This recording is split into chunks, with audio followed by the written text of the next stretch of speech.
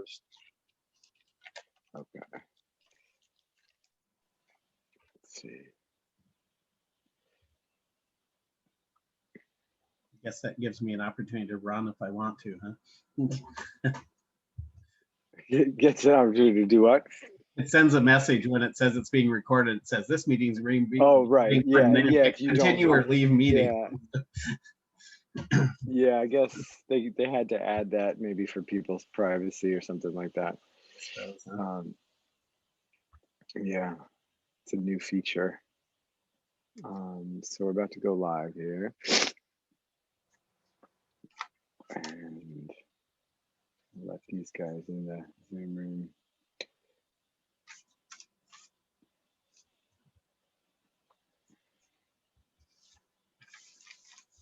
And yeah, I'm always unsure of the quality of the transmission onto Facebook, just because I'm in Greece right now and it's like not the best internet speed. Yeah, well, sometimes it can be glitchy. Yeah, I'm just gonna switch my headset here.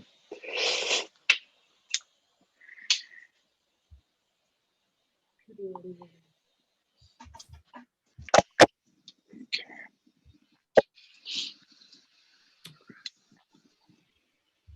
All right.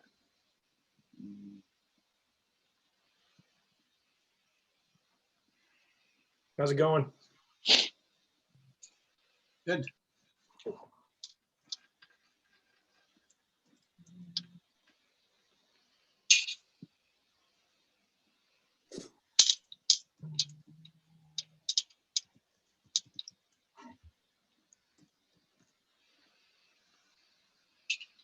All right. Here we go.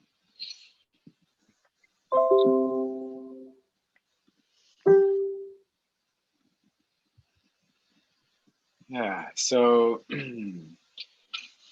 welcome everybody. Thanks for joining and thank you for your patience and me getting everything set up here. I think we're ready to go here. So today I want to welcome Dr. Greg Volk, and Greg is a licensed clinical psychologist in private practice. He has worked and lived in Native American communities for much of his life and has additionally studied various Eastern and indigenous approaches to psychology. Along this journey, he has come in an appreciation for the impact of trauma and the various ways with which such experience not only our physical, but also our psychological reactions. He offers a highly personalized approach tailored to help his clients attain more of their personal potential, helping them to achieve their goals and new possibilities beyond trauma. So it's great to have you here, Greg. Appreciate you time to share with this community. It seems like trauma has become a more spoken about topic these days.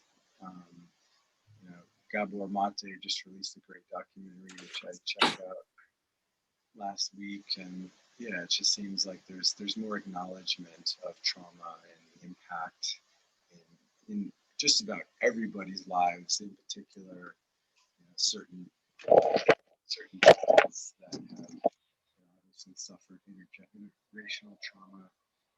I imagine you've probably witnessed some of that living in indigenous communities, and through your therapy practice, I imagine you've worked with a lot of people and seen the impacts of that. And yeah, so you know, just to start us off on like a really basic foundational level and understanding, for anyone that's new to the idea of trauma, I'd love for you to define it from your perspective. Like, what is it? what causes it, how does it show up in people's lives, on either small scales or large scales, and how that kind of plays out for people as they move through their lives. Okay, all right, and excuse me. Thank you for having me here. And it sounds like. Okay, sorry, that's on my end. Yeah. Sorry, I had like the wrong headset in here. So, did you hear all of that? Because I obviously wasn't that close to the microphone. Yeah. Okay, that's my bad. Better. So. Okay, I might have to redo that whole intro. I realized I still had my earbuds on, but not my headset. So, and I'm just gonna mute you, Ed, because that'll take you off of speaker view. Let me run through this again. we'll do a retake on this, just for the, when we do the edited version, I put that out there. So, all right, I'm gonna read your bio again.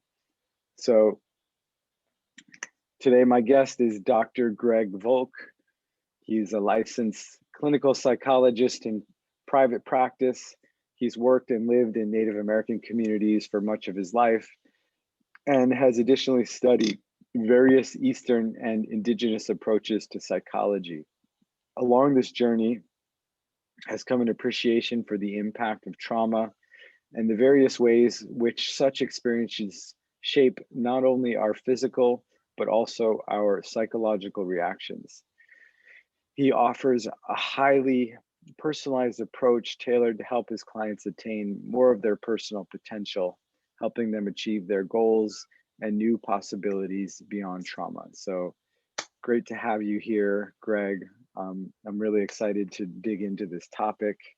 And, it's the kind of thing like, it's funny to, I'm just even saying that, like the idea of getting excited to talk about trauma, because it's the kind of thing like most people don't want to talk about. And what I was saying earlier when my sound wasn't very clear is how it seems to me like the topic of trauma is being more widely acknowledged and recognized. And I'm really happy to see that. Just the way that, I would say most people have some degree of trauma, some way worse than others. And yeah, it's a really fundamental topic of study that I really feel like we need to have a better understanding of its impact in our lives, because, I've seen it in myself. Many of my clients have experienced it. And there's something very primal about how it moves the nervous system through the body and how that kind of stays with us throughout our lives. And so what I'm curious about for our listeners that are just new to even the idea of trauma is what I would like is for you to just give us like a basic definition, understanding of what it is and the impacts and how you've seen it kind of play out in people's lives. All right, thank you, and thank you for having me. And I understand that we owe you a little bit of a debt of gratitude because you're staying up very late in Greece to do this and everything. So yeah, I had some coffee. I had coffee late in the day. It's helping a little bit. All right. And I was saying earlier too that I'll apologize ahead of time. It's very humid here today, and that affects my asthma. So if I'm coughing and sputtering a little bit, that's why. So my lung capacity is a little bit down today. So, and usually the more I talk, the worse it gets. So we'll see how that goes. I took my inhaler beforehand. So yeah, feel free to pause as you need to and take care of yourself. Yeah. All right. So yeah, so it's kind of an interesting thing. Like you said, I think trauma is becoming something that's more in the common awareness and everything. And there's one thing that you'll kind of hear throughout, and I'm really kind of part of what kind of interests me and excites me about doing this is that you and I, Selma, don't necessarily always agree on a lot of things. And so I think having that different perspective and everything can be a helpful sort of a kind of framework to look at a lot of these types of issues and everything. So part of why that's really critical, and I would certainly welcome, you know, anybody who's watching to feel free to participate, to ask questions and everything. And I don't know how you kind of normally structure these things, but I'm pretty freeform and pretty open to kind of just letting the dialogue go where it needs to talk about these issues, so that it's relevant to everybody that we can certainly have access to. I think it is Yeah, really. let's invite that for sure. I just want to just to name that, you know, we do have people tuning in on Facebook, in the Essential Man community and on the Essential Man page. So I'm gonna do my best to, you know, be present for the call and kind of multitask a little bit and see if anybody throws any questions Sure. in the feed there. So Great. thanks for Okay. inviting that. Yeah. So, like you were saying, you know, it is Yeah. something that is becoming much more common in terms of being talked about. I'm not so sure that the fact of people's experiences of trauma is necessarily increasing, but there's a lot more receptivity and validation of people who do have trauma histories and being able to talk about that. And so it is much more discussed. You know, along with that, like a lot of things, um, people get a hold of some of these ideas, or groups get a hold of some of these ideas, and it tends to taint or water that down. So a definition of trauma, I think, really is pretty critical. And when you were talking about that, one of the things I thought of is people will talk about trauma in the sense of big T and little t. Okay, and I don't know if you've heard that particular phrasing before, but No. one of the things that's really critical with that is trauma, by definition, has to be something that is life-threatening to either you or a loved one, or, you know, something like the loss of a sense or a limb or something like that. So it's something that's incredibly invasive to the body and incredibly dangerous to the body. And so a lot of Mhm. times people are talking about this distinction between big T and little t. Big T really fits more with what trauma is. Little t is often more things where it might be stuff that is difficult to manage, chronic teasing, bullying kinds of behaviors. But unless those really cross into something that is life threatening, we don't look at those things as being trauma. Okay. Yeah. The person may experience them as very difficult. They may be very disturbed or very bothered by those things, but they aren't going to be traumatic to that person. And so one of the things that I think is really important to talk about is to not invalidate the experience of people who have big T, if you will, by kind of creating some sense that some of these other things are equivalent to that. Okay, and that's not to say that they aren't problematic, that they can't be very severe and serious to the person who experiences those things, but they're not trauma. Does that make Mhm. sense? Kind of. Yeah. I mean, this might be one place where, and I, you know, I trust your professional perspective.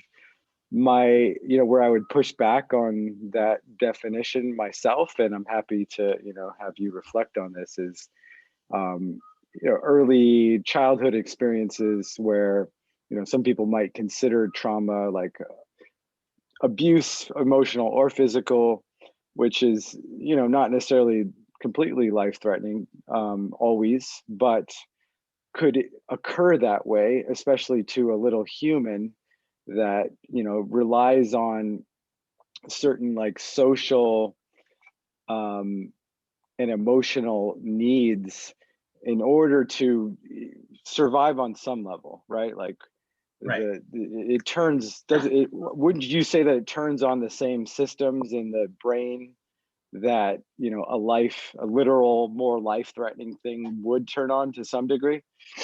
Yes. So certainly things that a young child experiences maybe things that an adult might not experience as life-threatening, but as a child, they will experience that.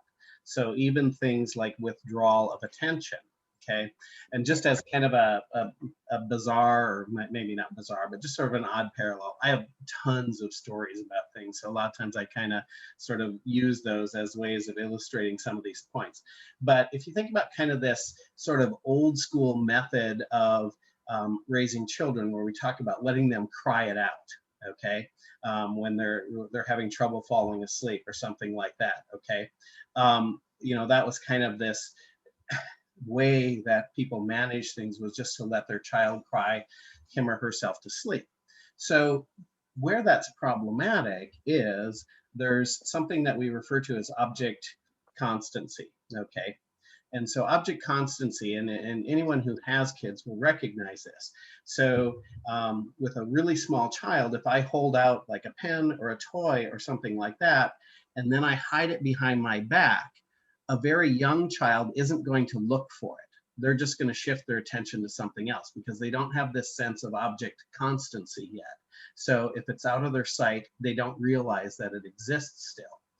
Usually somewhere by about year one, they will start to develop object constancy. So if I hide that pen or that toy behind my back, they will start to lean and look because they have an awareness that it's just out of their vision and it still exists. Okay, following me so far? Yeah.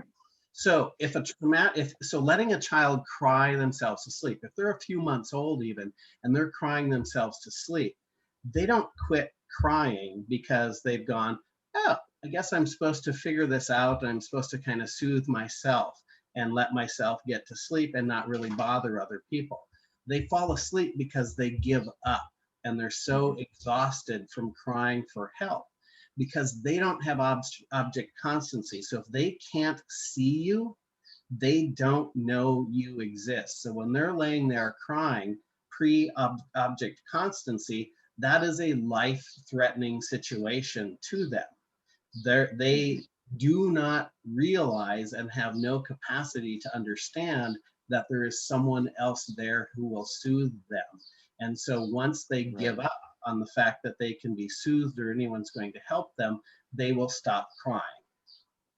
And so, yes, absolutely, with children, and then even older children, you know, their idea of what is kind of reality based and everything is a little bit different than we have as mature adults, and so things can be very life threatening to them. Okay, even if it isn't, but they'll experience it as that. And so, yes, that physical reaction then is exactly the same.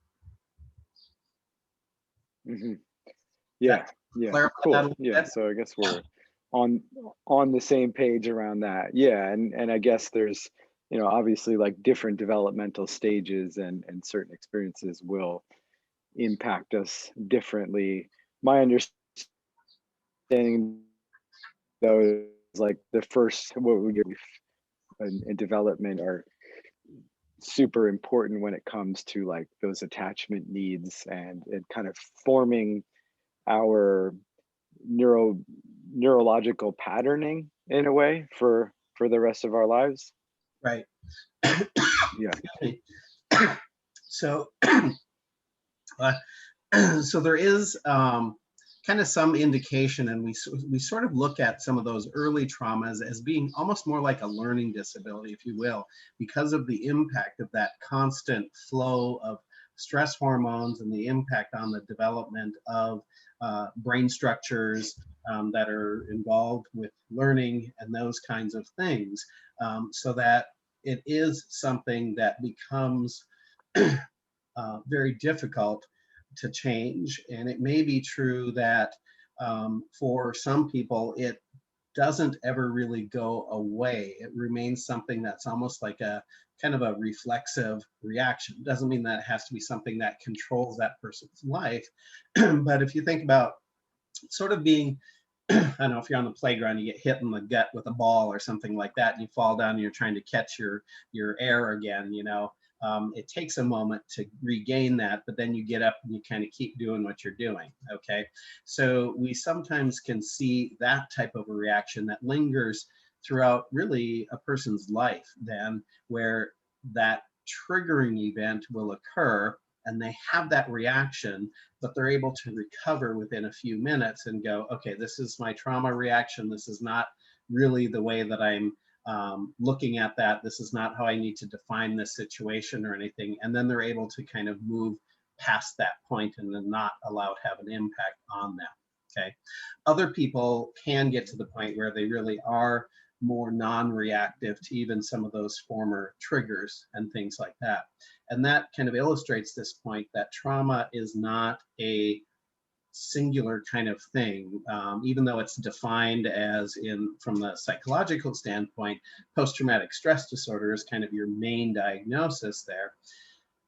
That word disorder in there, there is a lot of debate within our community about should that be changed to a reaction, okay? And one of kind of the buzz phrases that gets related to that is that, how should somebody react in a traumatic situation? So if you are severely assaulted, or you witness your best friend blow up in front of you, or you're sexually assaulted, how should someone react to that? There is no specific definition because we're all individuals and we come at that with a different set of capacities to manage stress, to cope with situations, and just kind of this variety of factors that allow us to sort of move through life and make sense out of the experiences that we have. Mm-hmm. Okay. Yeah.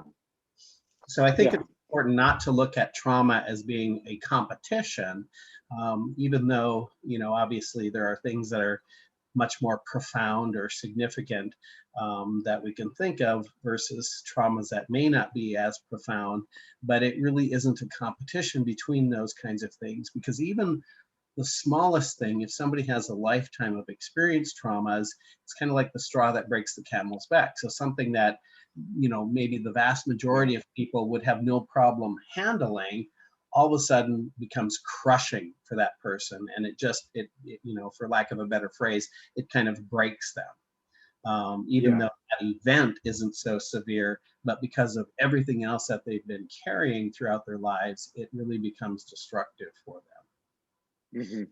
Yeah, that makes sense. And you know, um, this isn't like I don't know if there's any kind of data to back this up. This is just based on my own sort of self-study and tracking patterns in clients and the work that I do. And what I see is that you know sometimes like the earlier developmental traumas that happen, because they leave such an imprint, um, in the in all the kind of coping mechanisms that are that like reflexive way of dealing with that.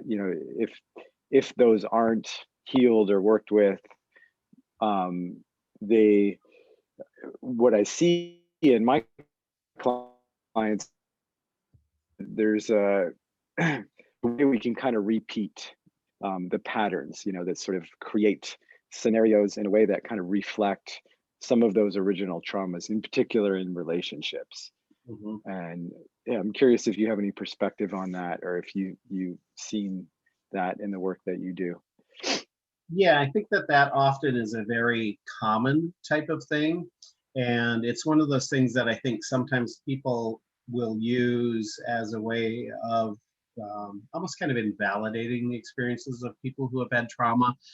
Kind of like if you use an example of somebody being in an abusive relationship or something, and Mm-hmm. kind of in these repeated relationships where abuse occurs, okay? And they're like, well, that doesn't make sense. Why would somebody keep doing that, okay? And I think part of that is really to understand how trauma does impact people in general. And just a bit ago, you used the word imprint. I probably wouldn't use that particular word, but I think I would just reconceptualize that in a different way, which would have kind of the same end result with that. What happens is that the brain system becomes so overstressed because of that trauma. If you think about, I guess kind of another parallel would be like diabetes, where we burn out the system in our body so we can't process the sugars anymore.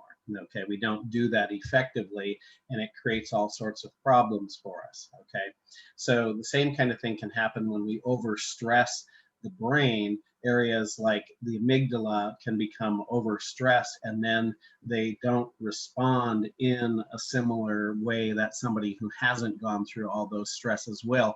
And so the body becomes less capable of managing those stressors. So if you look at a situation, for example, of somebody who stays in kind of serial abusive relationships, the abuse becomes the commonality. So even though it's not a good situation for that person, it's something that's familiar enough that it doesn't trigger the body to go into that reaction. And typically, what starts to trigger that is more things that are unknown. If you can't predict your environment, that automatically causes stress for all of us. That's why humans kind of rely on these rituals and routines and patterns and everything, because they help us be able to predict what our environment is, and it keeps us calm. It keeps us able to function more.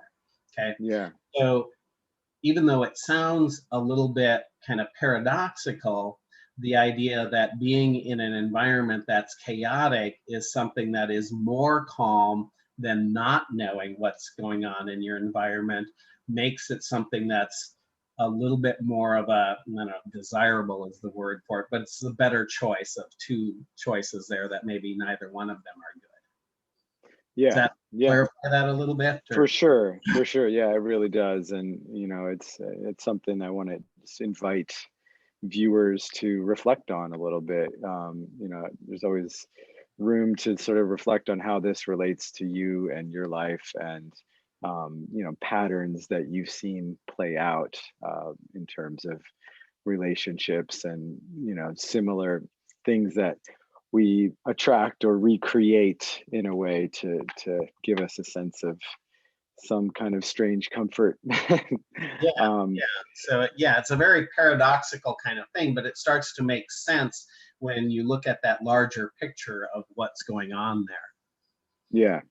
yeah. So, I think you and I originally connected through I think the Embodiment Conference network, and so I really want to tie that in to this conversation, this idea about embodiment, and the relationship between the body and trauma, and how the body responds to trauma. And I do a lot around embodiment work, and even that word is not that easily defined. Right. But maybe we can explore that a little bit, especially just around, like even the nervous system gets talked about more and more lately, but it is sort of something that can be spoken of in like a very like scientific way and a more esoteric way, because I don't know if we fully comprehend the complexity of it or not, but maybe you can speak to that from your perspective. Right. And and I'll preface that a little bit with, I really cringe at some of the words that get used like esoteric or whatever, because more often than not, esoteric means I'm going to feed you a line of nonsense and just expect you to believe it because I'm an authority on it. And I'm going to talk in a language that you don't fully understand. And if you don't understand it, it's because you're just not there yet. That's usually what gets translated as esoteric knowledge.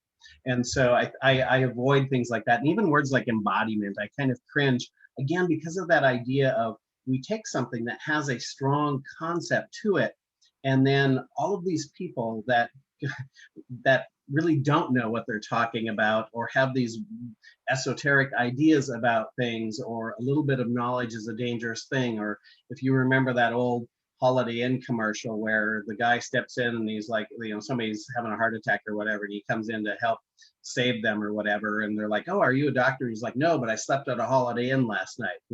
It's kind of like people who say, "Oh, yeah, I did this weekend workshop and now suddenly I'm an expert in embodiment, or I'm an expert in this, that, and the other thing."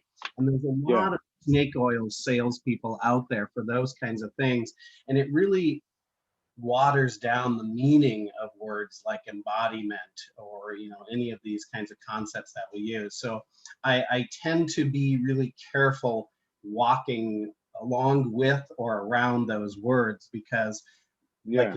it's hard to define, and people will make their own definitions of things. And if you have a word that everybody can define individually, then it has no meaning anymore at all. We need to be able to have a language that we can communicate, so that when I say something, you understand it.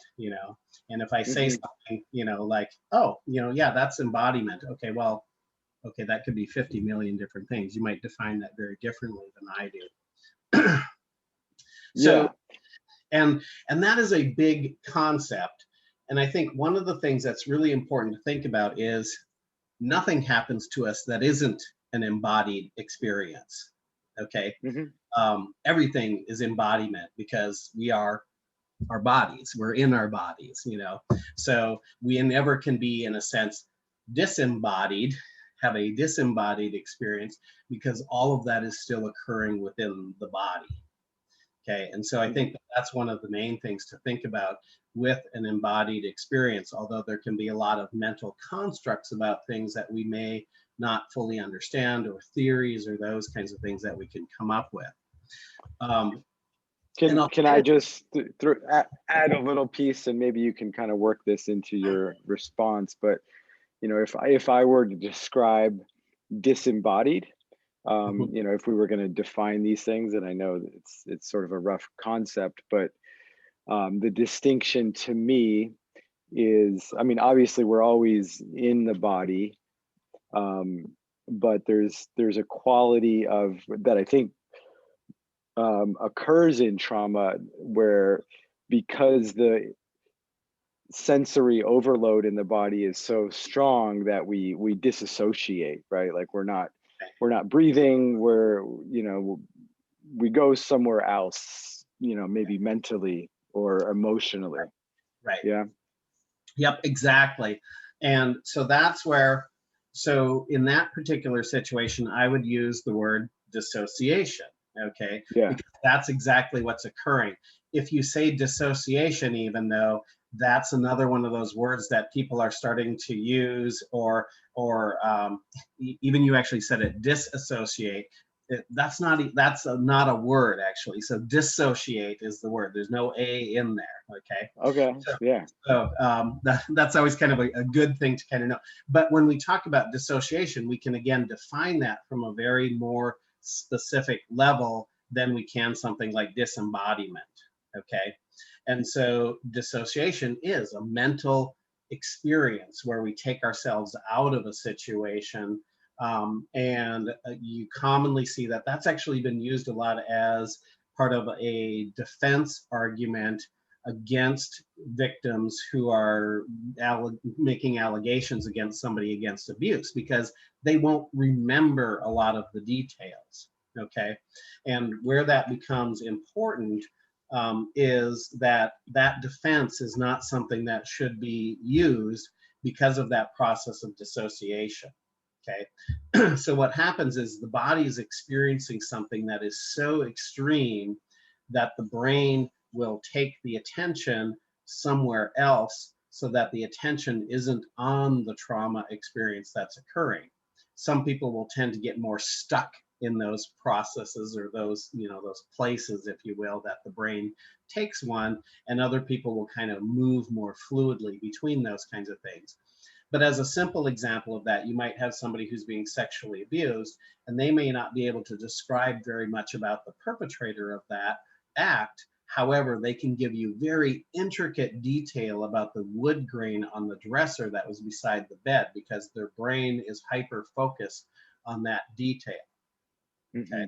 So that's So what to that take their process. attention off of the abuser or the experience in a way, so they could Right, cope with right. it. It's a Yeah, protective mechanism that yeah, the body uses to not be focused on something that's so overwhelming to process. got Okay. it. Yeah, And another thing that can happen is, well, this kind of distinguishes a lot of people who will develop PTSD from people who do not develop PTSD. One of the factors in there is this psychological process called compartmentalization.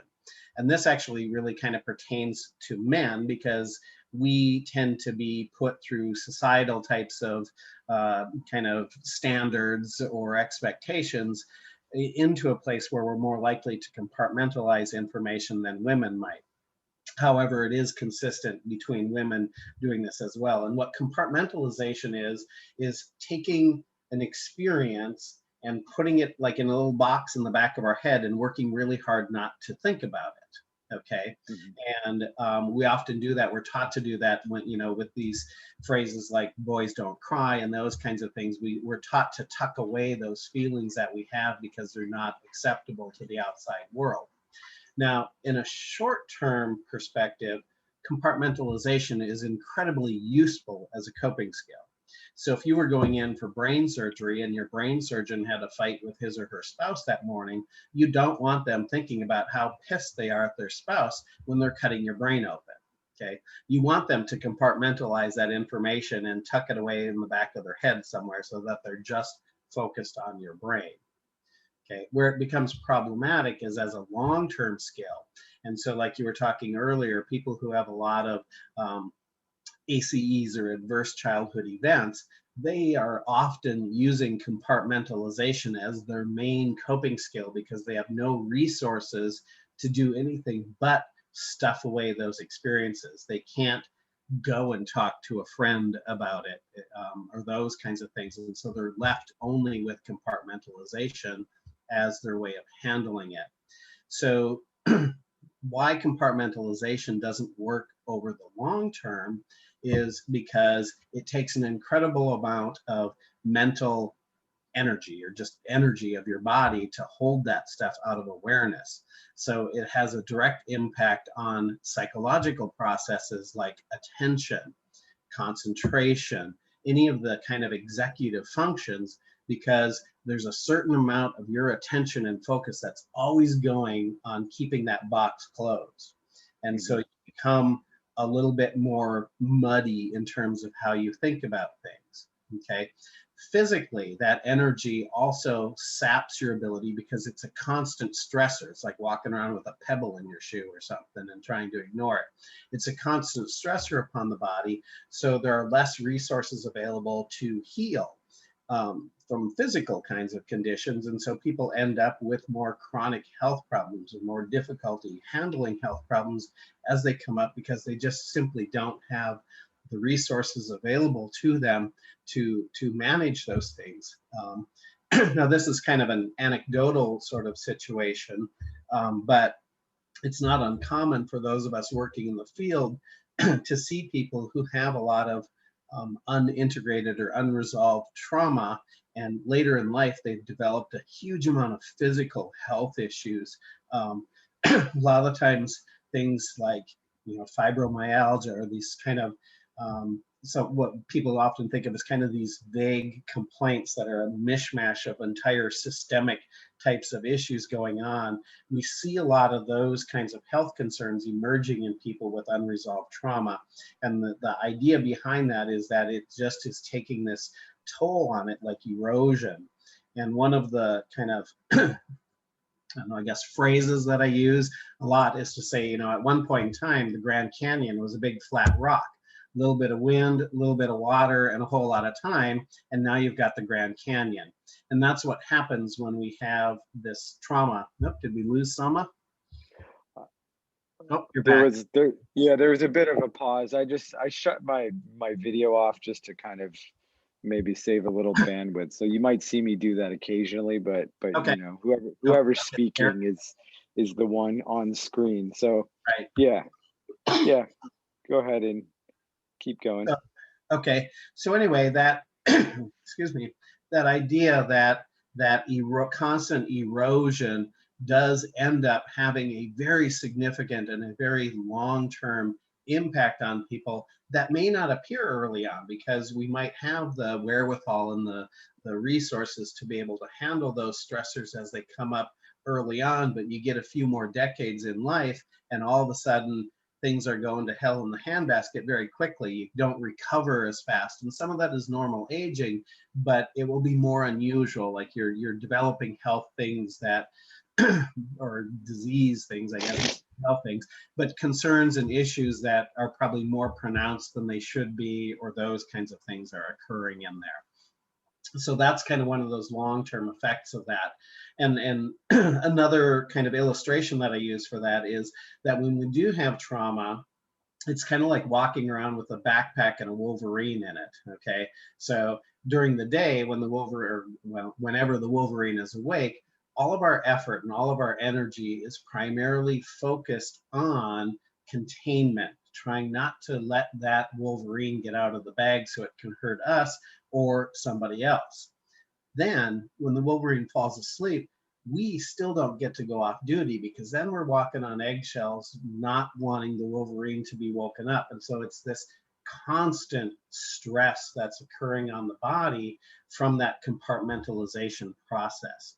And like I said earlier, that is a little bit kind of more, I don't want to say more common, but kind of it is in a sense more typical that as men, we are often encouraged to compartmentalize information more, because we don't want to be seen as weak or whatever, or we're in situations where that just is not going to be something that's beneficial. If you're in, for example, a combat situation, letting that fear or whatever be expressed and shown is not beneficial in any way. And so we end up compartmentalizing it.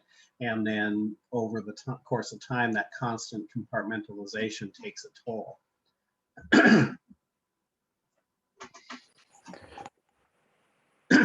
Just popping my video back on here. Yeah, great. I appreciate you breaking that down, in particular, tying it into what we tend to deal with as men, because there are a lot of, social conditions that we carry around that, especially on an emotional level as men, feel like we are not allowed to express certain emotions. And, in my experience, emotional release is a pretty effective way of, moving energy through the body, which often is how trauma gets stuck, is emotions not flowing. Yeah, I'd love for you to speak a little bit to, because this is something that I see a lot, and we touched on it in the beginning, but this idea of coping mechanisms around, these traumas and these experiences that happen in life, and, what those can look like, what form they can take, in particular around like addiction and, habits that aren't really serving us, but, might be temporarily helping us to compartmentalize or not feel something. Right. Yeah, and those things are very kind of typical. Addiction is a common kind of parallel with people who do have trauma histories. And if you think about, just kind of a classic sort of a thing of alcohol, for example, which actually provides a good example on a lot of levels in here. But kind of the primary effect of alcohol is that it serves as a disinhibitor. Okay, so as opposed to, in a sense, supporting compartmentalization, it's more like the release valve on a pressure cooker a little bit. So what happens is, alcohol as a disinhibitor, people will get intoxicated and then they release some of those underlying types of thoughts or emotions that are going on. And again, I have more examples than probably you can imagine about a lot of different kinds of things. But, in my work, I work with a lot of different kinds of situations. I work with not only just really chronic and pervasive severe trauma, but sexual behavior issues, sex offenders, and those kinds of things. And so a lot of the times I'll run into people who are suicidal or they're committing an offense behavior, those kinds of things.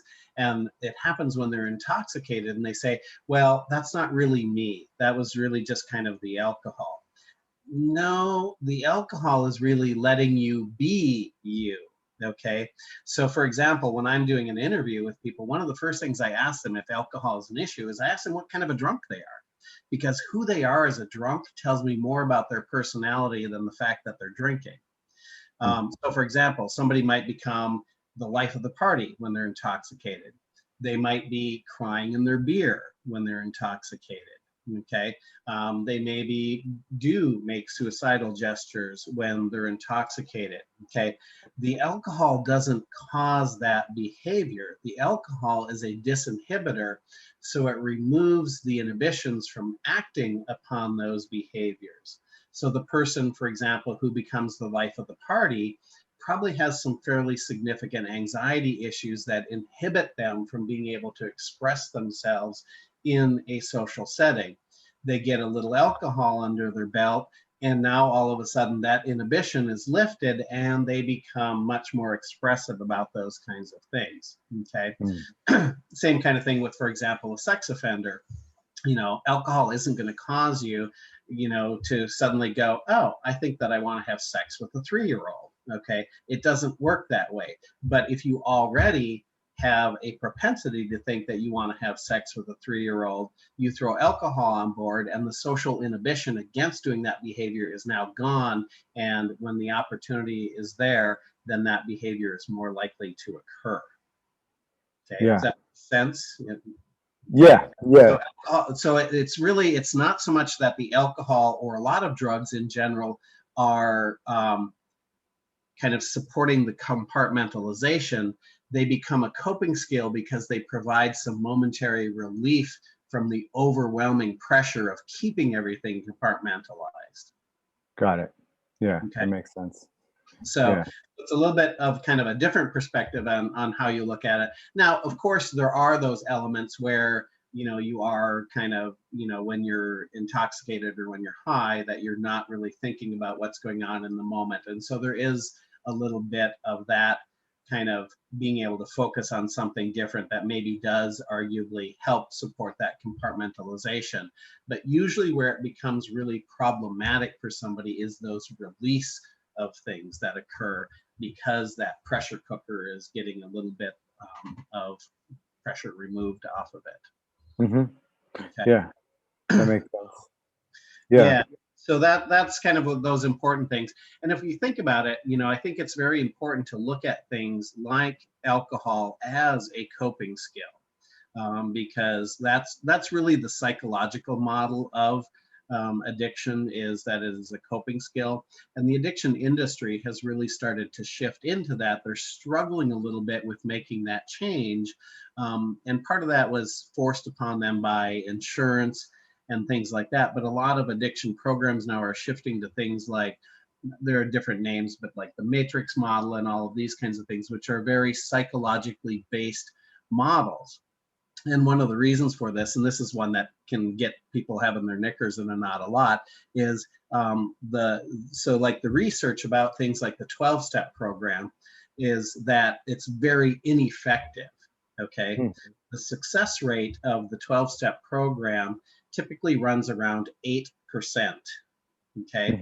And some of that evidence that we can see on a very common sense practical level is people going through those programs will often talk about, well, the person wasn't ready. That's why they relapsed. Okay. And so they will stop when they're ready to quit drinking. Okay. Well, that in and of itself tells you that the model isn't working. The model has nothing to do with when they're getting sober. When they're getting sober is something that's an internal psychological process. Where the benefit of that comes in is something that's really critical, and something that becomes really critical, especially when we talk about men, is relationship. So the benefit of that comes through that socialization, having a sponsor, having people who are there for you, who know you, hair warts and all, and are able to walk with you in that process. And that's where that benefit comes through. Part of the interesting thing with that is, in terms of a statistic, is when we look at things like trauma-specific therapy, the kind of the most commonly used interventions for trauma therapeutically have about an 80% success rate. So you can see the huge difference in what that success rate is in there for that. Yeah. Yeah, so there's definitely like some high level need for that the relational element in a way that seems to make working through trauma more effective. I remember so I don't know, there was some study that I saw about rats, and I don't know how much this relates to humans, but there was a study done where they took rats and sort of experimented with putting a rat in isolation and then giving him access to like heroin or something like that, and he kind of in isolation he would basically keep going for the heroin, but as soon as he was put in with the other rats, the addiction was gone basically. Right. Or you create this giant room of like a rat fantasy land of everything possible that a rat would love, food and things to climb on and things to chew on, all this kind of stuff, and they will go there. They will stop using the substance when there is that provision of things that excuse me, provide engagement and socialization and that relationship part of it. And I would say even more strongly that it's not like an important part of it, it is an essential part of it. And there's a strong argument to be made to say that really trauma is, the damage of trauma is a relational damage. Okay. And so repairing or mending the ability to relate to others becomes the primary treatment method in there. Okay. And there's a lot of intricacies with that. I mean, I do classes that are like 12 hours long where we talk about just some of these intricacies in how do you build relationship and how do you create a safe space. What is that exactly? And a lot of that, where I get my knickers in the knot is seeing things, especially like I'm certified as a yoga teacher as well. And in the yoga community, we see so many people emphasizing trauma and wanting to do all this work, and they really don't know what they're doing. And the problem with that is trauma is life-threatening.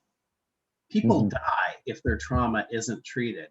And to have people take it so lightly and so frivolously, thinking that just kind of a certain amount of light and love or something like that is going to be helpful in treating trauma is nonsense, and it's dangerous. And I really come down hard on people when they start pushing those kinds of things. And even speaking as a yoga teacher, I mean, there's a lot of ways that we can use it. Yoga used to be used as an intervention for trauma, and it's been removed as an approved or an empirically based treatment for trauma. Because the evidence doesn't fully support. Part of that is because how are people defining it and all of those kinds of things. So there's kind of some technical issues with that. But part of it is, one of the interventions that people will do, for example, is to have either cards or some mechanism for somebody who doesn't want to be touched, for example, to say that they don't want to be touched. And we would think, oh, well, that's just a really nice, kind, considerate sort of thing for somebody to do with people who have a history of trauma, is to give them the permission to not be touched. Great. Okay. The problem with that is that people who've been traumatized, if you think about it, the damage is to the relationship. So they don't relate to people. And I can say we, because I have my own trauma history. I had a fairly substantial trauma history of physical, kind of emotional abuse. And so I can speak about that stuff from my own experience, even with that. But one of the things that happens with that is particularly our ability to say no. okay? Because that can become a very risky thing. It makes you stand out of the crowd, and that's one of the things that we don't want to do in trauma, is stand out of the crowd. So if somebody offers you this opportunity to sort of say, pick me, I don't want to be touched, they're not going to do that, okay? So in a sense, what ends up happening is you re-trigger them. That choice becomes Yeah. a trigger, because they're going to be going, oh my gosh, am I the only one who's going to say I don't want to be touched? I don't want to be the only one, because that's going to stand out. I don't want to be touched, but I'll say, yes, it's okay to touch me because I don't want to stand out. And that's better. Going back to that idea of that abusive relationship, it's better just to let this person touch me and do what they want to me than to say, no, I can handle that. I know what to do with that, but I don't know what to do if I say no and everybody looks at me. Yeah. Yeah, that's a really great point. You know, just the difficulty in setting boundaries, and even, you know, I imagine I mean, I can somewhat relate to this, and you know, I don't, I think my trauma was more like birth trauma, so I don't even have like cognitive memory of it. But you know, I've had experiences myself of um, not even like being aware of where my no is, you know, like, and maybe there's some socially related fear of standing out tied in with that. But you know, there's a sense of, and I connected with a lot of people around this topic recently, actually, in some work that I've done, and just like, you know, having the conscious awareness of what actually feels good in their bodies without, you know, getting pulled into the peer pressure of what's happening collectively. So it's a really important exploration. So, you know, I'd love for you just to speak a little bit to, in terms of like creating safer, like more safer, trauma safe spaces in social environments like that, especially for yoga teachers, or, you know, even myself, I facilitate men's work. And, you know, so there's an element to the work that I do where, you know, we're trying to expand our edges, you know, and kind of break out of certain routines and patterns, right? Which sometimes requires us to create transpersonal states in a way where we're, you know, having I don't know the best way to put it, but like a expanded state of consciousness where the identity that we relate to the world as, or and how we relate to ourselves is a little bit different. So there's like a little more space to move beyond the pattern. And that's, you know, one way I sort of invite men to break patterns. But I'm really open to learning how to create more safety, right? So men can, like, you know, set boundaries where they need to, and, you know, address these things. Right. And one of the complexities with that is the fact that trauma is an individual experience. And so you can't likely create a safe space for everybody perfectly. Yeah. I think one big piece of that is really that awareness component that we come into.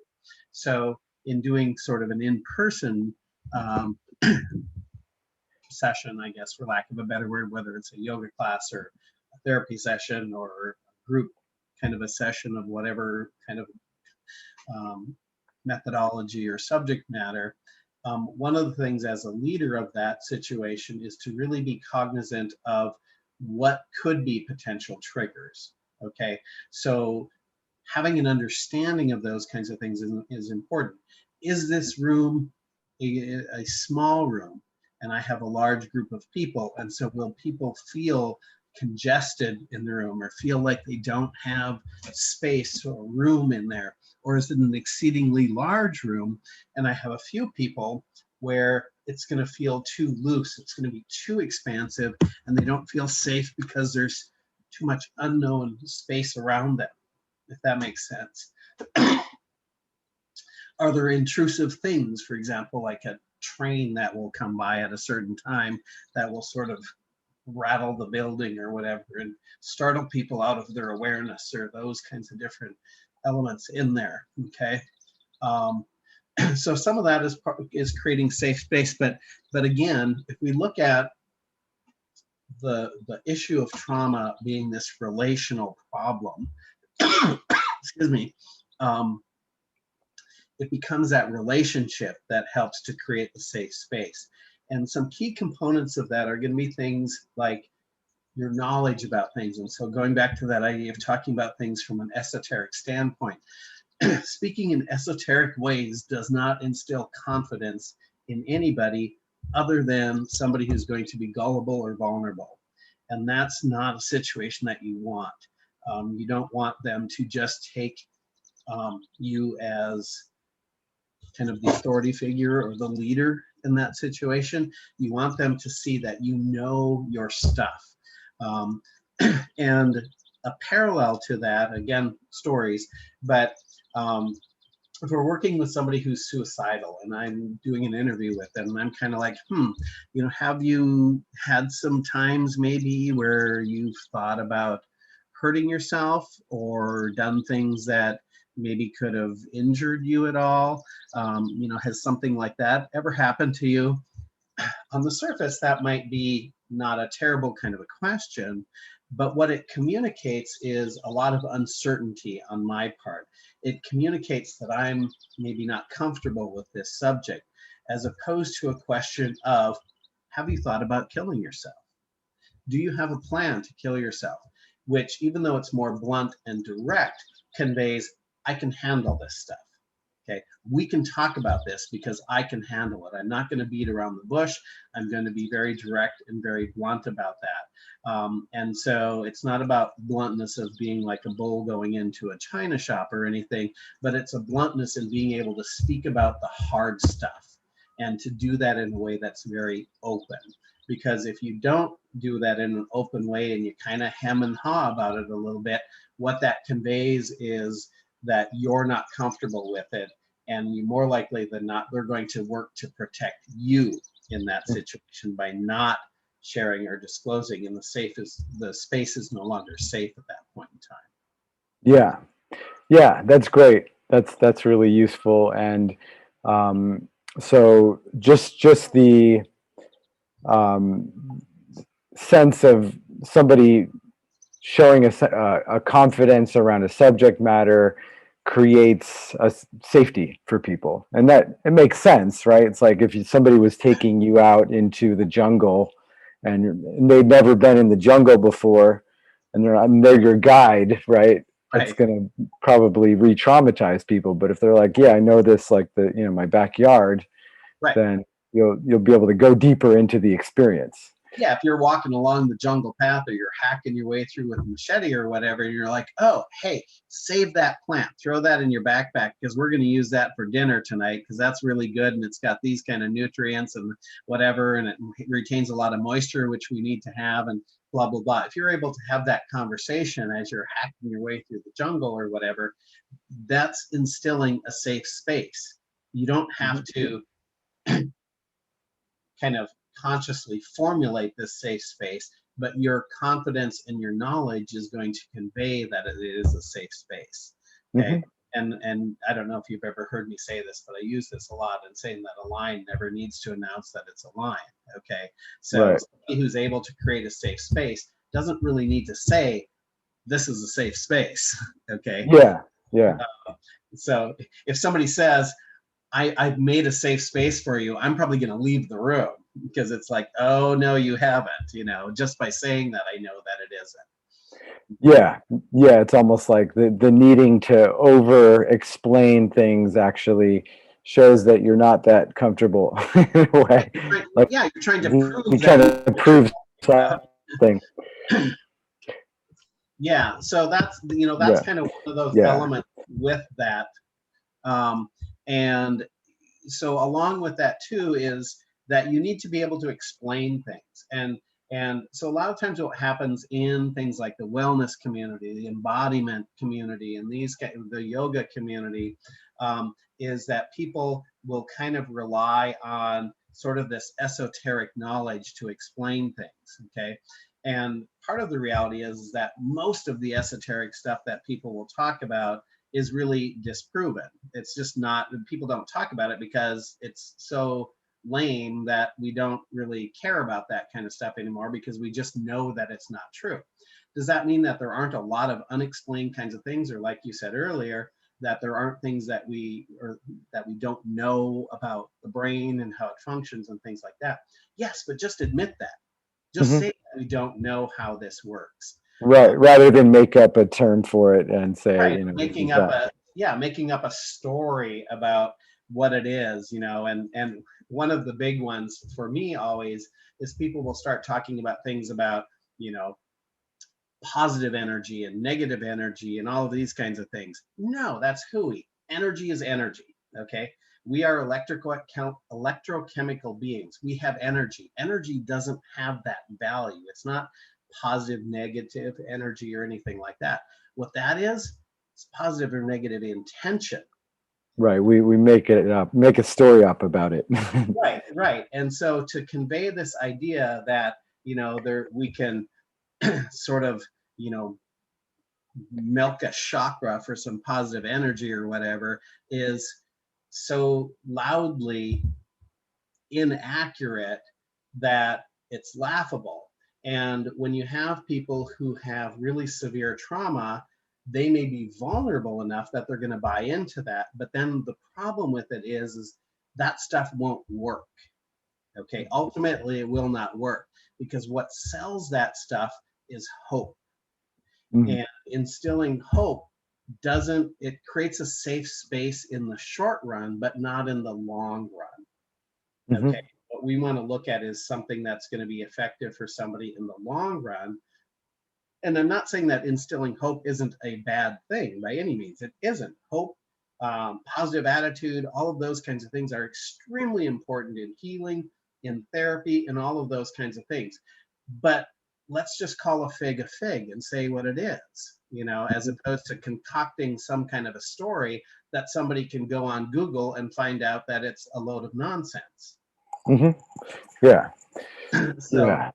that is going to create a safe space. And usually then when we get into those things, we're not able to explain it because there is no explanation for it. Mhm. Okay. So for a good example of that, just sorry to interrupt, but are like talking about like the whole chakra system and everything, which is very popular and in vogue now. Okay. Well, what most people think of as like these 7 points of color and connections to certain physical body kinds of things and everything, that's not what chakras are at all. That was all invented by Anodea Judith in like the 70s. She created that. She's never had any qualms about saying that she made all that stuff up. Mhm. It doesn't have any basis in anything. She took 5 or 6 different concepts that she liked and she kind of merged them all together into something, invented something new, and sold it. And it was Mhm. popular. Okay. So, but we can talk about a chakra because what a chakra is a meditation point. It's a rotating meditation point that people will use. In the past, historically, it was used for things like ailments or ruminative thoughts or some different things like that. You could use it really for anything that you wanted to. But a chakra is a mental construct that you create on your own. There is nothing tangible about a chakra. There's nothing related to any specific color, any specific organ, any specific function, anything like that. All of that is complete and utter BS. Mhm. Made Yeah. up So years ago. it's a, yeah. So, you know, there's an imaginal quality to it, or a visualization, right? Which can, on some level, have an impact on our physiology and our mental emotional state. But, you know, Yeah, we have the power to define and assign what that is. It's not like there is this, you know, maybe if there's a collective agreement, it becomes a little, you know, a little bit of human consciousness, but it's not like a measurable thing.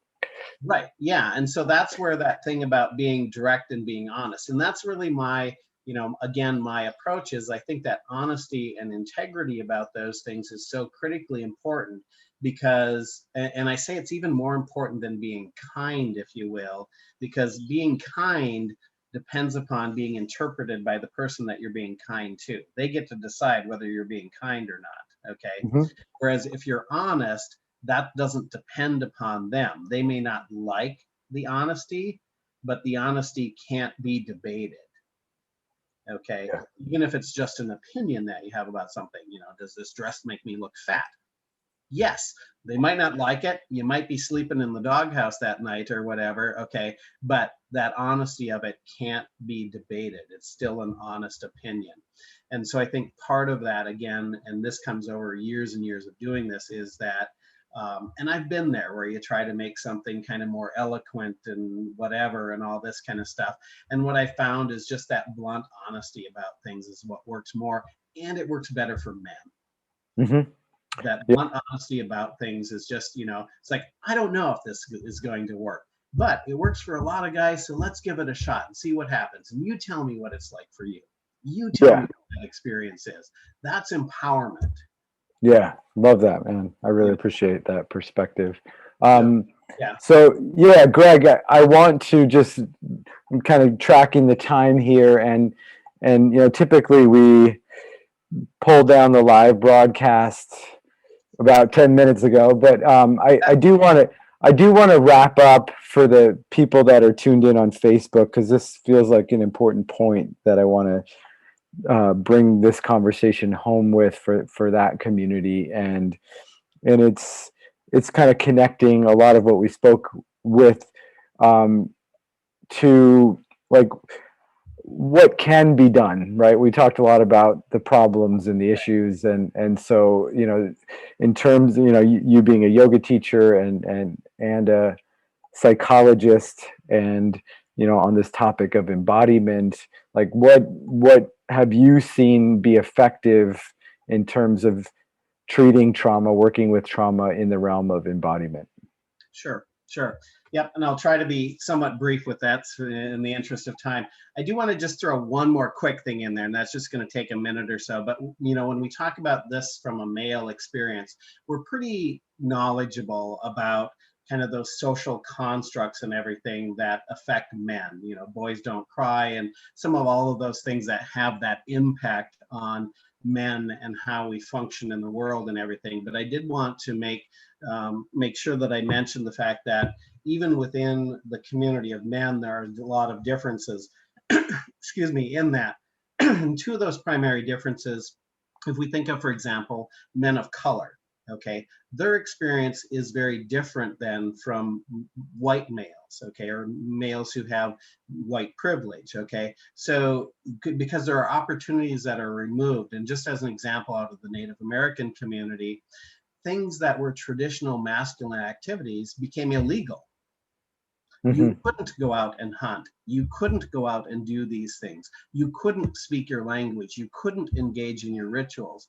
And so there's a difference in the sense of how men of color experience those things, whether it's a Native American community or a Black community, Hispanic, Asian, doesn't really matter. Those lived experiences are different than white men have, and they add a layer of complexity to some of these issues that we do, even in terms of treatment, okay. The same thing also exists for gay men or trans men, where their life experience and their lived experience is not validated, and there's sort of no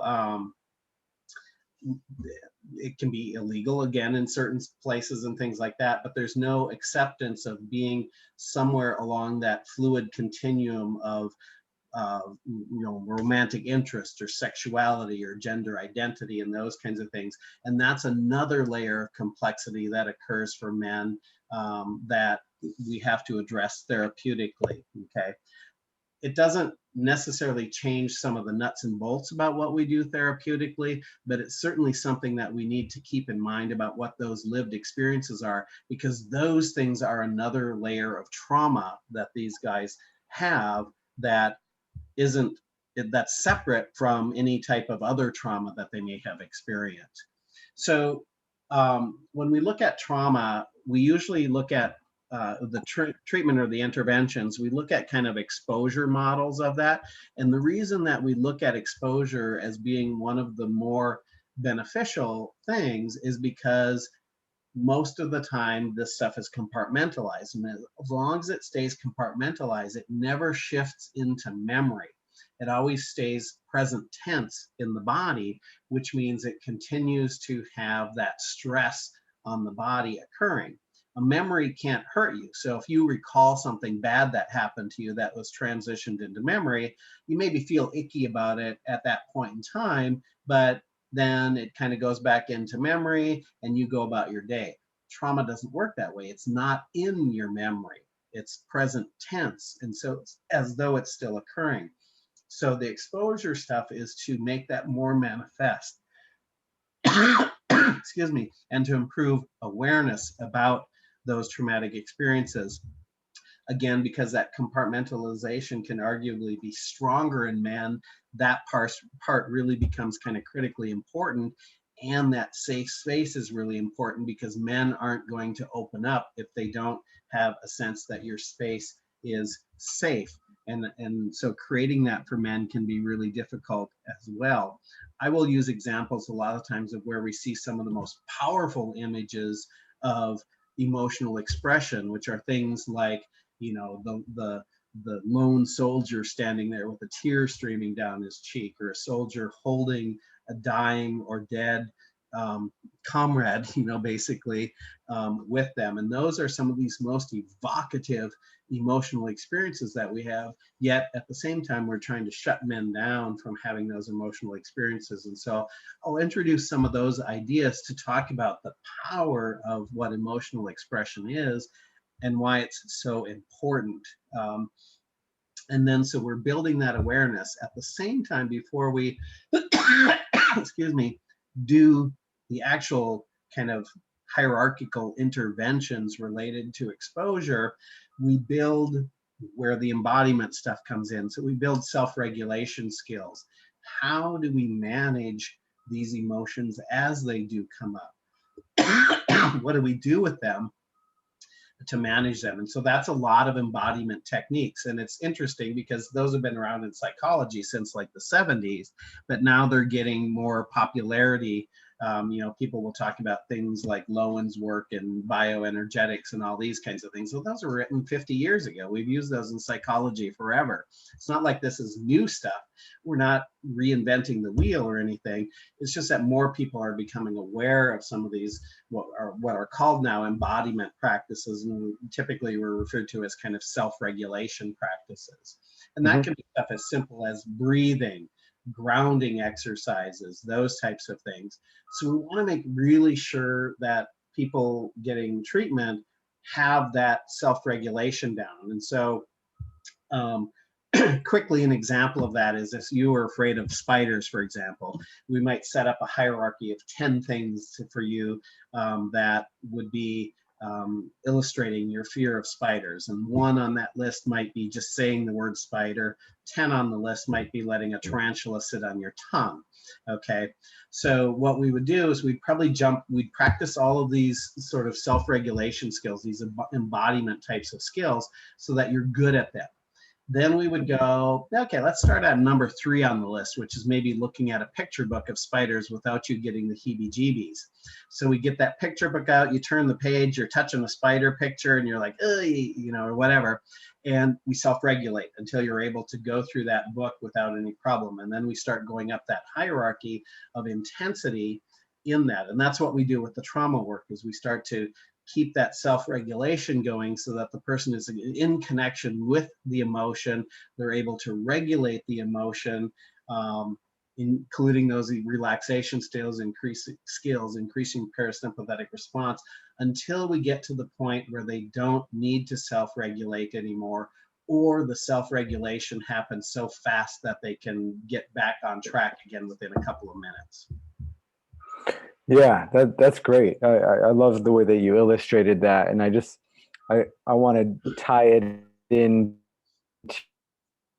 to late my work to kind of yogic practice in a similar way, where it's like you know, I think a lot of modern versions of yoga are like fitness classes. So Right. there's an absence of like really emphasizing the need for breath. But, you know, to me, like a good deep yoga practice that actually is transformational is one where I'm finding my edge of like discomfort in a stretch or something like that, where it's like there's an intensity of sensation, but I'm also still able to stay connected to my breath, you know, stay aware of the sensations that are happening in my body in a I'm gonna gradual way. put all the clothes away, by the way. Oh, excuse me, somebody's unmuted here. Um, yeah, so it's you know, it's kind of finding that edge. You know, that's a term that I would use that I relate to, you know, this idea of the spider Right. and you know, Right. knowing how to self-regulate and stay connected to self while increasing some intensity Right. in a So way. when I teach yoga teachers about this stuff or embodiment professionals, when I do trainings and everything, that's one of the things that I'll talk about is because people will use things like the square breathing and stuff like that. There's a lot of different pranayama techniques that people will use. Well, square breathing can be good, but that's an edge kind of a thing. Okay. I consider that an advanced breathing practice, although most yoga instructors will teach it as a very basic breathing practice. The reason why I consider it more advanced is because the hold can feel suffocating to somebody with trauma. And Yeah. so you don't want to do holds until that person knows how to self-regulate already. And then you can take them to the edge and say, let's try what it's like if you hold your breath for a little bit. And then they're going to be internally self-regulating, even if it's a matter of seconds that they're doing it. But that's kind of down the hierarchy a little bit. It's not a self-regulation technique. That's part of the hierarchy to do the hold, because that's typically going to be a trauma reaction of holding the breath, because that's what we do when we're scared or in those kinds of situations is we hold the breath. So that's one of the things that's kind of critical in terms of doing embodiment types of practices, where if people don't really know about all of this stuff, they went to a weekend workshop about breath work and they come out and they're doing all these fantastic things, they may end up triggering a lot of people with that. Yeah. Yeah. Great. Yeah, I'm appreciating you speaking to all these things because I think we need a lot more awareness in the, you know, coaching and, you know, embodiment community about these things and keeping it grounded and practical and The difficult thing accessible. for me is talking in about 90 minutes or 2 hours, because I can go on for about 20 hours Yeah. nonstop with this stuff. Well, yeah, and clearly, and I'm really enjoying this conversation. And it's hard to end it here for the larger community. I do want to just, if you could quickly just share a little bit more about you do offer classes, is that correct? So I just want to give you a little promotional plug if you want to share anything that you've got coming up. Yeah, so I've got um, so I kind of been taking the summer off a little bit and everything. So what I've been looking at is maybe starting up some things in August, and I was kind of going to try to get some of that stuff a little bit more etched in stone before this, so that I could, in a sense, put a plug in, I guess, for that or whatever, at least let people know about it. But I haven't finalized any of those things specifically, but I don't know kind of what you do on the web or on the Facebook page or whatever, but I could put that on there if that's something that's okay Yeah, or for sure. channel for you at least. Yeah, absolutely. Um, You're welcome to, you know, send me a message with the details whenever you're ready, and I'd be happy to share it with the community at that time. yeah, but likely what I'll be setting up for August is at least another course. I run what usually goes as about a 12-week, or sorry, a 6-week course, 12 hours, on kind of using this stuff in body work or somatic kind of work of any way, whether that's yoga teachers or massage therapists or various embodiment people. Again, that's kind of this ethereal term or whatever. And then in the past, I've done classes that are just really sort of more about trauma and just really specifically delving into some of those kinds of things. And that could be something that's pretty easily tailored to specifically to men, and doing some training on that and just talking about more in depth, because to be honest, I probably touched upon 10% of the stuff that I even made a few little notes on about for today. So, I mean, there's just a ton of information with this stuff. So, Yeah, yeah, I'd love to have another talk with you at some point too, even in front of something that's more planned that you want to release. So feel free to reach out to me about that. And so I'm gonna close down the live broadcast, and we just have a few minutes of allotted time. I can go a little bit over if the men in the Essential Man tribe want to stick around. But those that are tuned in on Facebook, we're going to close it down to our private community now. Thank you for tuning in, and I'll see you next time. So, yeah, Jason, Edward, Sky, sorry to not completely include you in most of this conversation, but yeah, if you guys are here and you're able to jump in, I'm happy to go a little over. I understand if any of you guys need to jump off because we weren't supposed to go more than 90 minutes for this call, but it's time to open it up and have any questions that you guys might have, specifics about what you heard or any deeper inquiries that are here for you. or complaints or challenges or whatever. Throw stuff, rotten tomatoes. Yep. You could say you guys. I can handle it. See, that's confidence. It was great. Thank you.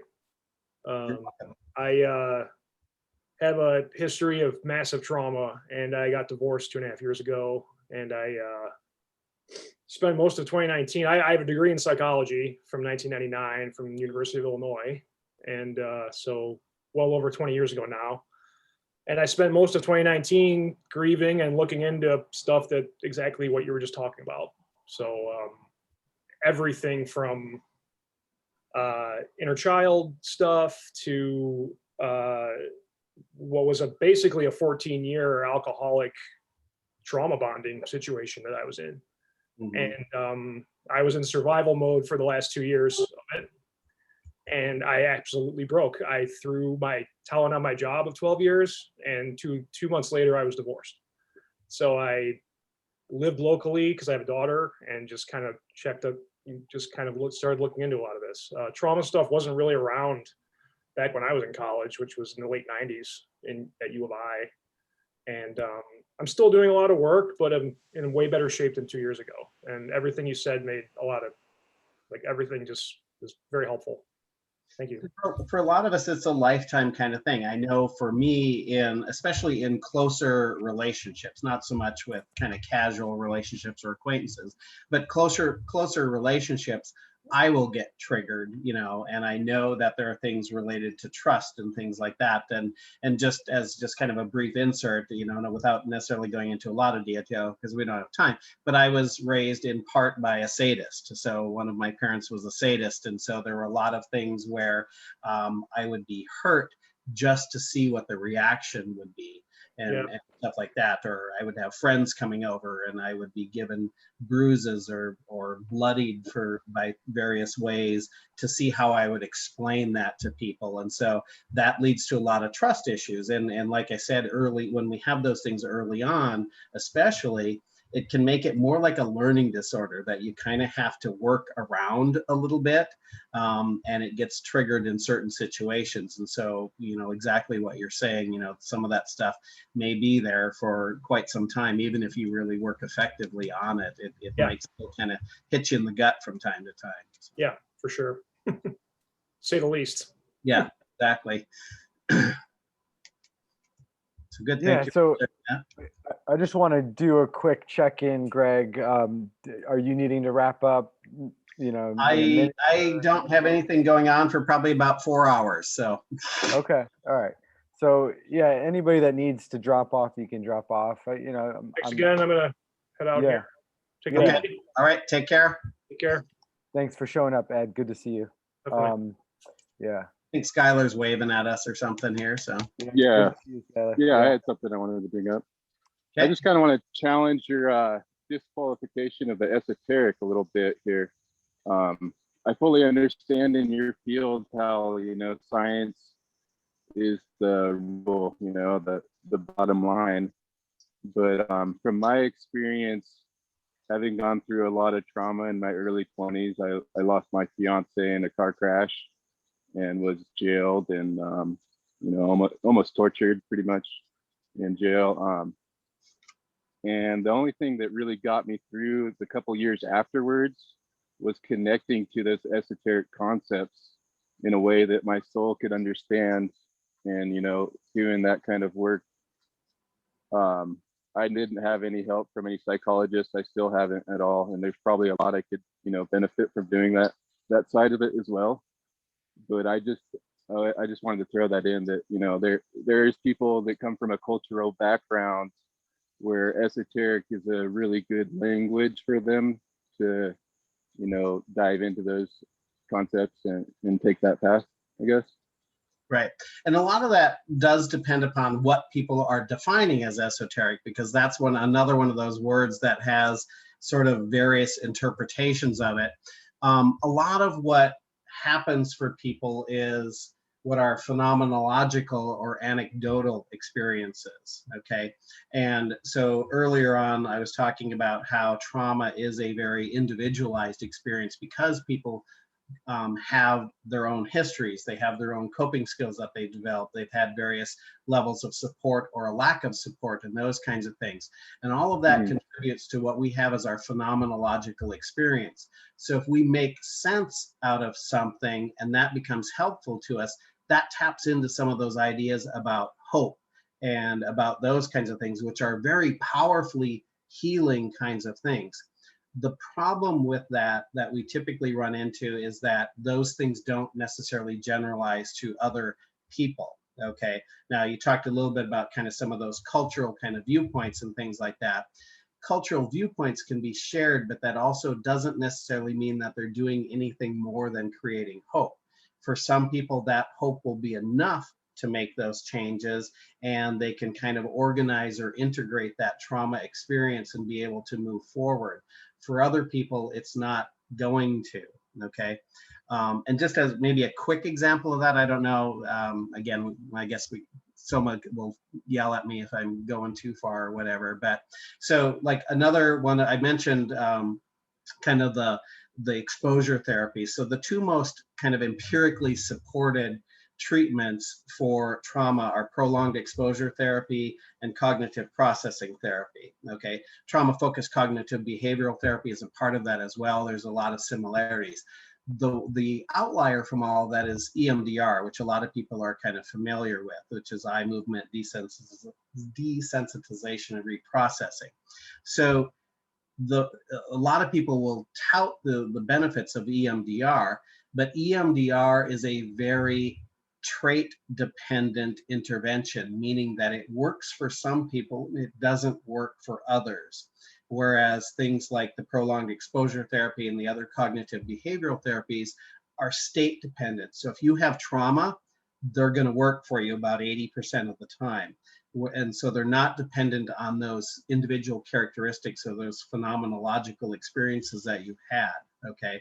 So if you're a person that it works well to have some of those more esoteric beliefs and that gives you something to sort of coalesce around, it's probably going to work for you, okay? That doesn't mean that there's anything that's profoundly effective about them on kind of the mechanics about the amygdala and the stress response in the body. It's more that you're conceptualizing that and wrapping your head around the concept, and that's providing you comfort. Does that make sense, kind of? Yeah, for sure. I guess the point that I'm trying to make, I guess, is like, you wouldn't take your truck into a witch doctor to get a head gasket fixed or something, but like, there's another aspect that science cannot care for, being the soul, which, may be a part of nature that science can't explain. And I think that's where the esoteric language comes into play. It's the language of the spiritual from different cultures that goes back and kind of speaks to those parts.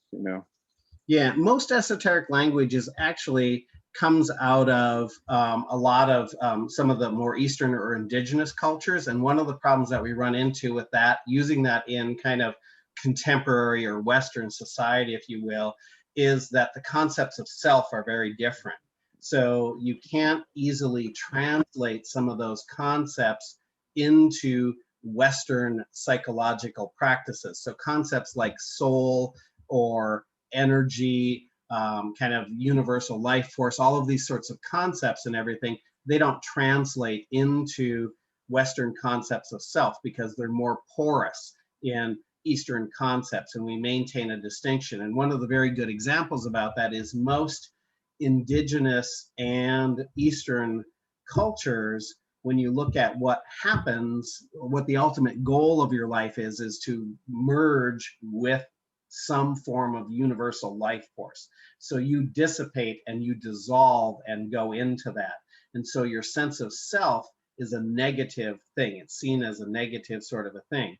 But in most Western cultures, which are predominantly based on Judeo-Christian or Abrahamic faiths, you have this idea that when you die, you still are yourself. So that soul remains distinct and clear and separate.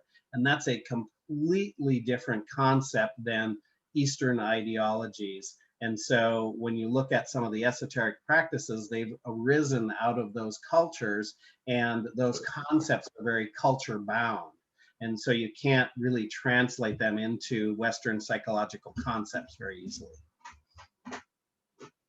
Yeah.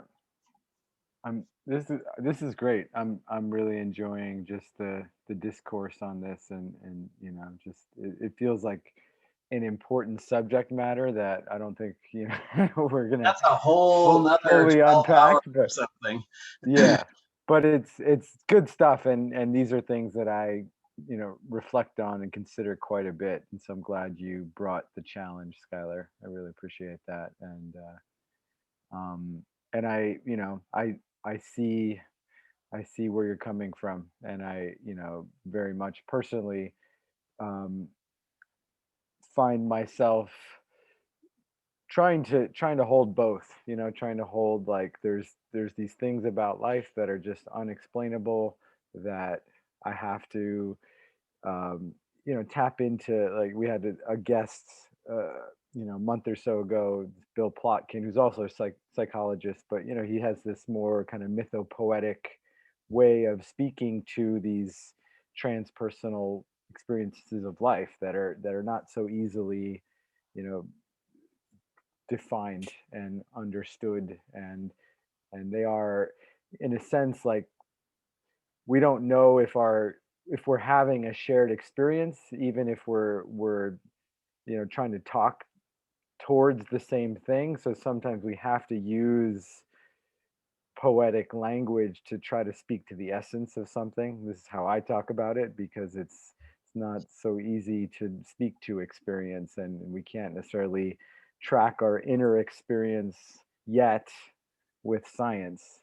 Right. Yeah.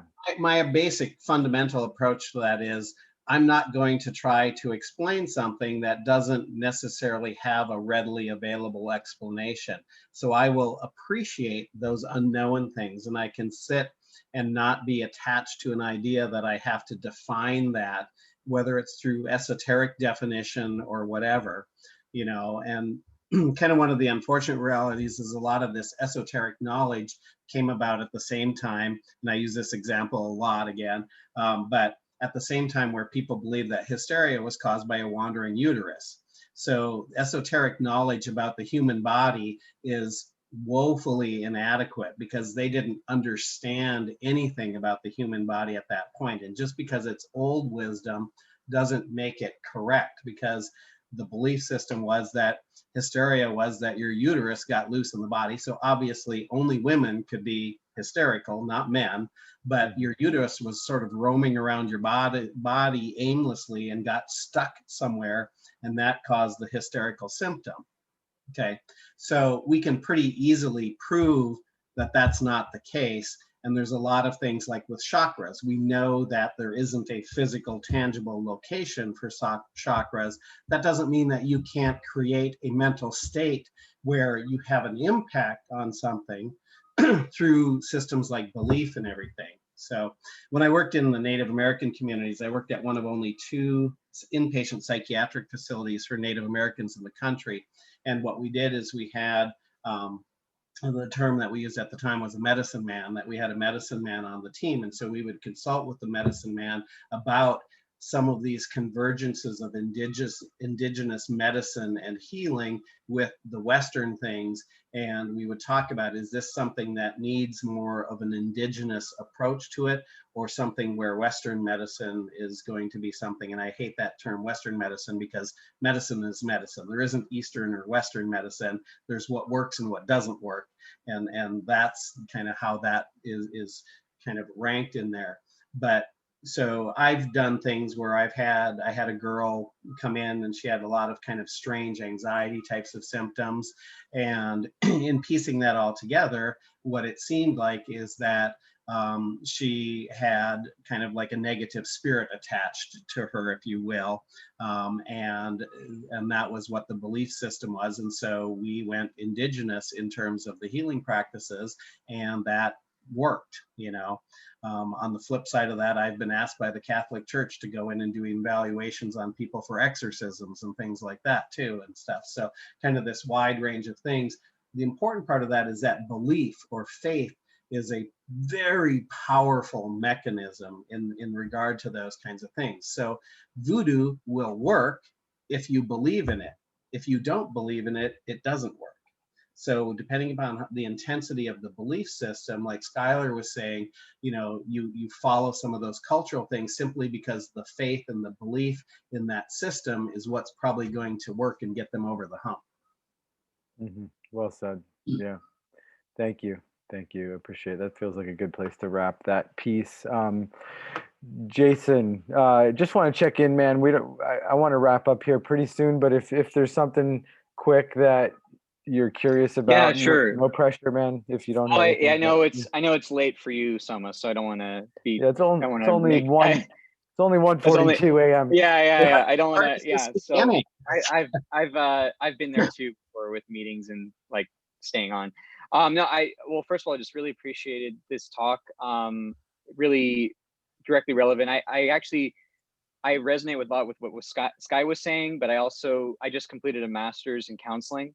So I'm very informed by the Western approach as well. And I think a big thing for me is sifting through, I'll be honest, a lot of times I still think that some of the Western psychological principles are more fear-based, whereas the Eastern is a bit more kind of like what you were saying, hope and that mythopoetic aspect. Personally, I actually wrote like a capstone on like sort of the 4 archetypes, the Jungian archetypes, and how that might tie in specifically with male mental health. So personally, this journey is still inherently for me as much as it is about helping clients that I'm working with. I don't view myself as like only a healer. I feel like I'm still healing and learning myself. But I'm trying to think. The trauma piece you mentioned about like exposure aspects. One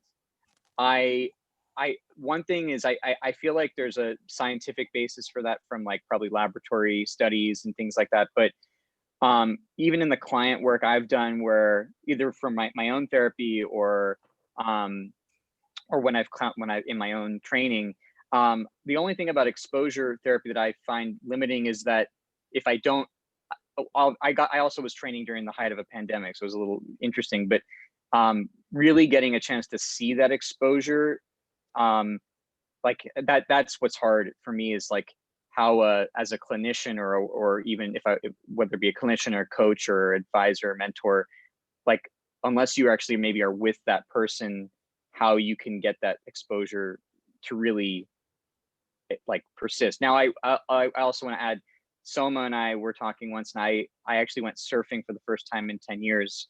And that felt like exposure therapy for me, because I was terrified of it and hadn't, I had a fear-based reaction when I was younger, and also have some childhood trauma from my mom almost passing away in a car accident, but surviving.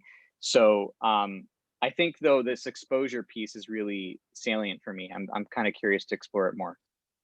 Yeah, so a couple things with that you mentioned. One, just briefly jumping back to the whole idea of faith and everything. So if you think about when those practices developed, we're talking a lot of those things are millennia ago, okay? There was nothing that could be done. If you got sick and you couldn't heal on your own, essentially, or without some basic intervention, you died. If you had a serious injury, you died. So that wasn't part of the equation. The equation for medicine back then, if you will, was preventative medicine. And so hope was the biggest thing that you could do to prevent that, as well as keeping people healthy. And so that's really where the focus was on keeping people healthy from getting, from a more physical standpoint, was keeping people healthy from that perspective so that they didn't get into a situation that they couldn't recover from. And a lot of the interventions that were more extreme, if you will, were more palliative types of interventions to help people feel comfortable, which again, hope or reduction of pain or those kinds of things. And then the idea is if you believed enough, you would live or you didn't, and so the medicine man or woman was okay regardless of what the outcome was. But really the focus was on prevention to those kinds of things, because you couldn't survive from illnesses, severe illnesses or those kinds of things. So that was the primary focus of it. So it was never made to be dealing with some of these issues that we have to address. And that's one of the things in the Native American Mental Health Unit that we talked about, was looking at some of these things from more of a psychosocial basis versus a physical basis about those kinds of things, and drawing those two things together and making that distinction. Okay, does that make a little bit of sense? Definitely. Okay, so that's kind of that piece. The exposure piece, why not go out with your clients and do some exposure therapy? That's not a bad thing at all, okay? Nothing is stopping you from doing that. But the other piece of it is that obviously, yes, with a lot of kinds of traumas, you can't recreate those kinds of things. But the exposure is to the exposure to what's in that backpack. It's exposure to the Wolverine. So it's being able to take out those cognitions that are sustaining that, and that kind of, if you think about it, it's not so much that it's moved into long-term memory, but more like in a working memory kind of a stance where it's just being processed over and over again. So it's exposure to those things that you're looking at in terms of the exposure therapy, and allowing people to become more comfortable talking about that. So if it's a sexual assault or a death or those kinds of things, obviously you're not going to say, hey, let's go, get into a car accident and kill one of us so that we can process this emotion. No, that's not what you're going to do. But it's that whole idea around that. And, kind of again, one of my many, many stories, but a parallel to that is people will talk about being afraid of the dark. Most people aren't really afraid of the dark. Okay, what they're afraid of is what they imagine is in the dark, and what they're imagining is in the dark, what they imagine it's going to do to them. Okay, so it's all a cognitive process. And that's the stuff that you're exposing to, is the comfort in being able to think and re-experience these kinds of things in a way that is there, as right, being compartmentalized. Does that make sense?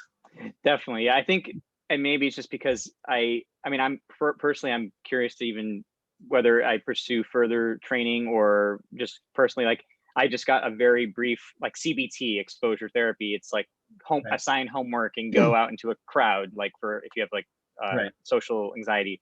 But I see what you're saying. I agree with that idea of like talking through it.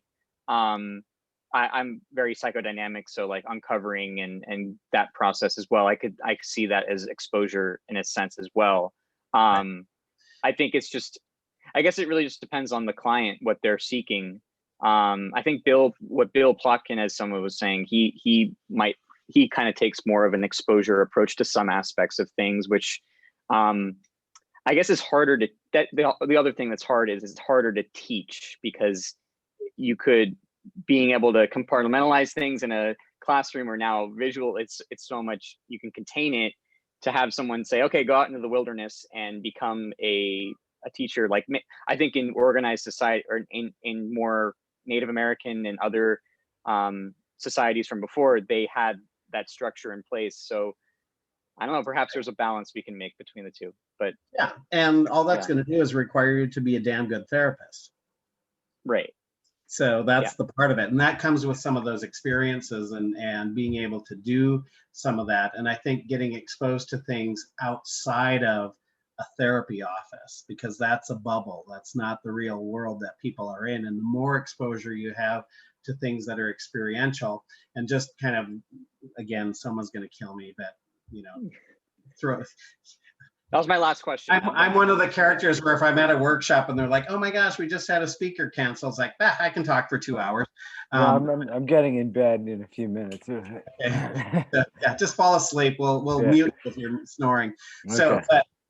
but you know, we've worked with programs where we're doing equine therapy, where we're actually working with a horse and having that person address those fears directly, or doing more traditional practices and rituals and those kinds of things. I worked for a time with a wilderness school where everything was taught out, you know, when you're learning biology, you throw on your swim trunks and you're down in the swamp, and those kinds of things and stuff like that. And then the other thing I was going to say with that is, in terms of kind of the experimental or empirical basis for things like prolonged exposure therapy, the primary research started for prolonged exposure therapy with the Israeli military, which is considered to be the most traumatized military unit in the world. And so the woman who developed it is a lady named Edna Foa, and she happens to be Israeli. She works at the University of Pennsylvania, so they had a large funding amount, but she was able to do a lot of research with the Israeli military and see some of that effectiveness. And then they started to look at other populations like sexual assault victims and things like that, and found that it was fairly consistent at about 80% success rate in dealing with that. And so some of that work with the Israeli soldiers was out in the field while they're still on active duty, and that potential risks and the stress levels are heightened and those kinds of things too. So wow, that's I'll definitely look into that. That sounds incredible. Though I can see like whether or not that's a contained environment. Is there a control group? Is there, you know, if you want to get into the more of the super Western ways of looking at it, but at the same time, it's still, you could say life is a laboratory at the same time. Exactly. Yeah. Yeah. Well, thank you so much. Though I'm really enjoyed listening to all of this, and just really appreciate your time. Good. Thank you. All right. Soma, you ready for bed? Yeah, I'm ready. I'm ready. So yeah, thanks, Jason, for bringing that. Appreciate your curiosity there, and Greg, really appreciate your time, your knowledge. Yeah, I had a, you know, just from our dialogues on Facebook, which is where we connected originally, I just had a good sense about you and your perspective and sort of the grounded depth of your knowledge. And so really grateful for you taking the time to be here and sharing that with this community. And yeah, hope to keep learning from you and maybe have you as a guest at some point in the future. Sure. Yeah.